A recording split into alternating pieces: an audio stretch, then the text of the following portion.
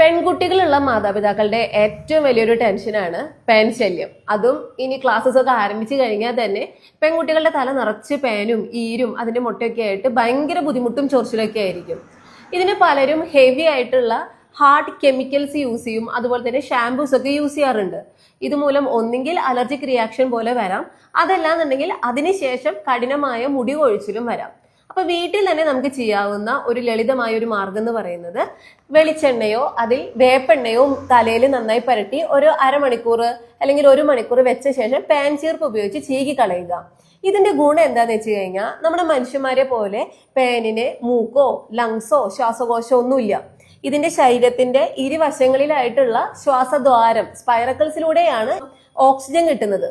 അപ്പൊ നമ്മൾ നന്നായി എണ്ണ പരത്തിയ ശേഷം ഒരു ഷവർ ക്യാപ്പ് ഇട്ട് അതുപോലെ തന്നെ അടച്ചു വെക്കാന്നുണ്ടെങ്കിൽ ഇതിനൊട്ടും തന്നെ ഓക്സിജൻ കിട്ടാതെ വരികയും അതുപോലെ തന്നെ ഭയങ്കര ഒരു സഫക്കേഷൻ ഫീൽ ചെയ്ത് ഇതൊന്നെങ്കിൽ അബോധാവസ്ഥയിലേക്ക് പോകും അല്ലെങ്കിൽ ചത്തുപോകും. അതിനുശേഷം നമുക്ക് ചീകി എടുക്കാവുന്നതാണ്. ഇതിന്റെ കൂടെ കുറച്ച് കർപ്പൂരം കൂടി ആഡ് ചെയ്യുകയെന്നുണ്ടെങ്കിൽ അതിന്റെ സ്മെല്ല് ഒട്ടും തന്നെ ഈ പാനുകൾക്ക് സഹിക്കുകയില്ല. അതുപോലെ തന്നെ ഈരും അതോടുകൂടെ ചത്തുപോകുന്നതായിരിക്കും.